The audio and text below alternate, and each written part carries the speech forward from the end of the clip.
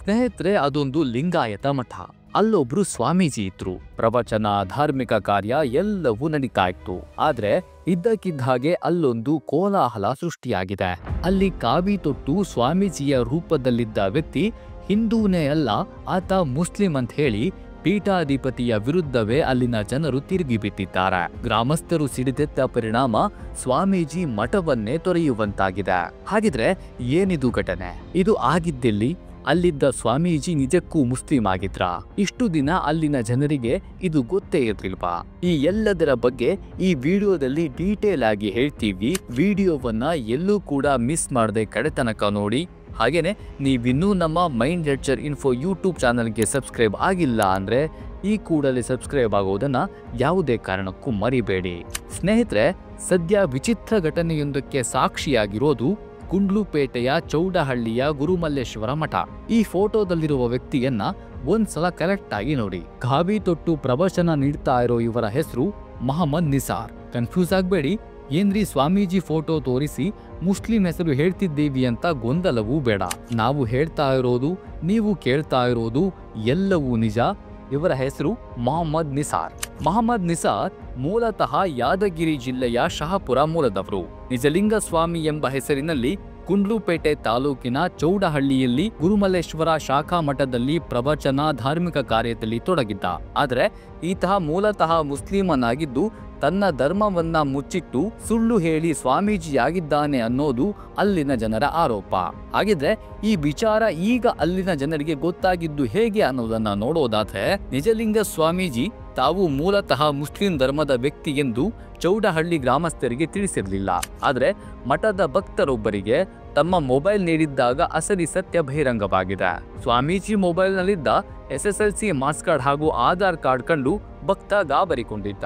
ನಿಜಲಿಂಗ ಸ್ವಾಮಿ ಹೆಸರಲ್ಲಿರುವ ಇವರು ಮೊಹಮ್ಮದ್ ನಿಸಾರ್ ಎಂಬುದು ಆತನಿಗೆ ಗೊತ್ತಾಗಿ ಬೆಚ್ಚಿಬಿಟ್ಟಿದ್ದ. ಕೂಡಲೇ ಈ ವಿಚಾರವನ್ನ ಗ್ರಾಮಸ್ಥರಿಗೆಲ್ಲ ತಿಳಿಸಿದ್ದಾನೆ. ಅದ್ಯಾವಾಗ ಅಸಲಿ ಸತ್ಯ ಹೊರಬಿತ್ತೋ ಆಗ ಅಲ್ಲಿನ ಜನ ಸಿಡ್ದೆತ್ತಿದ್ದಾರೆ. ಅಷ್ಟಕ್ಕೂ ಮೊಹಮ್ಮದ್ ನಿಸಾರ್ ನಿಜಲಿಂಗ ಸ್ವಾಮಿ ಆಗಿದ್ ಹೇಗೆ? ಮಠದ ಸ್ವಾಮೀಜಿಯ ಪಟ್ಟ ಈತನಿಗೆ ಸಿಕ್ಕಿದ್ ಹೇಗೆ ಅನ್ನೋದನ್ನ ನೋಡೋದಾದ್ರೆ, ಮಠದಲ್ಲಿರೋದು ನಿಜಲಿಂಗ ಸ್ವಾಮೀಜಿ ಎಲ್ಲ ನಿಸಾರ್ ಅನ್ನೋದು ಗೊತ್ತಾಗ್ತಾ ಇದ್ದಂತೆ ಚೌಡಹಳ್ಳಿ ಗ್ರಾಮಸ್ಥರು ತರಾಟೆಗೆ ತೆಗೆದುಕೊಂಡಿದ್ರು. ಧರ್ಮ ಮುಚ್ಚಿಟ್ಟಿದ್ದೇಕೆ ಅಂತ ಪ್ರಶ್ನಿಸಿದ್ರು. ಆದ್ರೆ ನಿಸಾರ್ ಮಹಮ್ಮದ್ ಬೇರೆಯದ್ದೇ ಕತೆ ಹೇಳಿದ್ದ. ತಾನು ವಿಶ್ವಗುರು ಬಸವಣ್ಣನವರ ತತ್ವ ಆದರ್ಶಗಳಿಂದ ಪ್ರಭಾವಿತನಾಗಿ ಬಸವ ಕಲ್ಯಾಣದ ಬಸವಪ್ರಭು ಸ್ವಾಮೀಜಿಯಿಂದ ಜಂಗಮ ದೀಕ್ಷೆಯನ್ನ ಪಡೆದಿದ್ದೇನೆ. ಬಳಿಕ ನಿಜಲಿಂಗ ಸ್ವಾಮೀಜಿ ಎಂದು ಮರುನಾಮಕರಣ ಮಾಡಿಕೊಂಡಿದ್ದೇನೆ. ಬಸವ ತತ್ವ ಪ್ರಚಾರಕನಾಗಿ ಕೆಲಸ ಮಾಡ್ತಿದ್ದೆ. ಆದ್ರೆ ಮಹದೇವ ಪ್ರಸಾದ್ ಎಂಬುವವರು 1.5 ತಿಂಗಳ ಹಿಂದೆ ಸ್ವಾಮೀಜಿಯೊಬ್ಬರ ಶಿಫಾರಸಿನ ಮೇರೆಗೆ ಚೌಡಹಳ್ಳಿಗೆ ಕರೆತಂದು ಮಠಾಧೀಶರನ್ನಾಗಿ ಮಾಡಿದ್ರು ಅಂದಿದ್ದಾರೆ. ಆದ್ರೆ ಆತನ ಮಾತನ್ನ ಒಪ್ಪಿಕೊಳ್ಳೋ ಸ್ಥಿತಿಯಲ್ಲಿ ಅಲ್ಲಿನ ಜನರು ಇರಲಿಲ್ಲ. ಧರ್ಮ ಮುಚ್ಚಿಟ್ಟು ಸ್ವಾಮೀಜಿ ಆಗಿದ್ದಾನೆ ಅನ್ನೋದೇ ಅವರ ಆರೋಪವಾಗಿತ್ತು. ಗ್ರಾಮಸ್ಥರು ಮತ್ತು ಸ್ವಾಮೀಜಿ ಮಧ್ಯದ ಜಗಳ ಜೋರಾಗ್ತಾ ಇದ್ದ ಹಾಗೆ ಗುಂಡ್ಲುಪೇಟೆ ಪೊಲೀಸರು ಕೂಡ ಎಂಟ್ರಿ ಕೊಟ್ಟಿದ್ರು. ಇದೀಗ ಜನಾಕ್ರೋಶಕ್ಕೆ ಮಣಿದ ಮೊಹಮ್ಮದ್ ನಿಸಾರ್ ಗ್ರಾಮಸ್ಥರಿಗೆ ಇಷ್ಟವಿಲ್ಲದಿದ್ರೆ ತಾನು ಮಠಾಧೀಶನಾಗಿ ಮುಂದುವರಿಯಲ್ಲ ಎಂದು ಪೀಠ ತ್ಯಾಗ ಮಾಡಿ ಸ್ವಗ್ರಾಮ ಯಾದಗಿರಿಗೆ ತೆರಳಿದ್ದಾನೆ.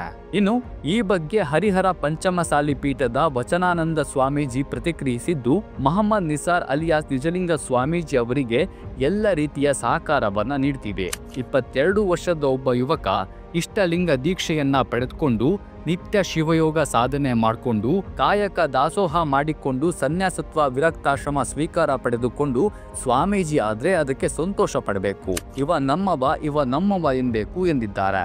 ಈ ಬಗ್ಗೆ ಗದಗಿನಲ್ಲಿ ಸುದ್ದಿಗಾರರೊಂದಿಗೆ ಮಾತನಾಡಿದ್ದ ಶ್ರೀಗಳು, ಈ ಸ್ವಾಮೀಜಿಗಳು ಮೂಲತಃ ಇಸ್ಲಾಂ ಧರ್ಮದವರು ಅಂತ ಗ್ರಾಮಸ್ಥರಿಗೆ ಗೊತ್ತಾಗಿಲ್ಲ. ಒಂದು ಸಲ ಸನ್ಯಾಸತ್ವ ಸ್ವೀಕಾರ ಮಾಡಿದ್ರೆ ಮತ್ತೆ ಪೂರ್ವಾಶ್ರಮದ ಕಡೆಗೆ ಹೋಗ್ಬಾರ್ದು. ಪೂರ್ವಾಶ್ರಮದ ಮಾಹಿತಿ ಇಲ್ಲದೆ ಈ ಘಟನೆ ನಡೆದಿದೆ. ನಿಜಲಿಂಗ ಸ್ವಾಮೀಜಿ ಅಂತ ಪೀಠಾಧಿಪತಿ ಆಗಿದ್ರು. ಈಗ ಗ್ರಾಮಸ್ಥರ ಒತ್ತಾಯದ ಮೇರೆಗೆ ಪೀಠ ತೊರೆದಿದ್ದಾರೆ. ದೂರವಾಣಿ ಮೂಲಕ ನಾನು ಮಾತನಾಡಿದ್ದೇನೆ. ಧೈರ್ಯ ತುಂಬಲಾಗಿದೆ ಎಂದಿದ್ದಾರೆ. ಸ್ನೇಹಿತರೆ, ಈ ಘಟನೆ ಬಗ್ಗೆ ನಿಮಗೆ ಏನನ್ಸುತ್ತೆ? ಈ ಬಗ್ಗೆ ನಿಮ್ಮ ಅಭಿಪ್ರಾಯ ಏನು ಅನ್ನೋದನ್ನ ಕಮೆಂಟ್ ಮಾಡಿ ತಿಳಿಸಿ.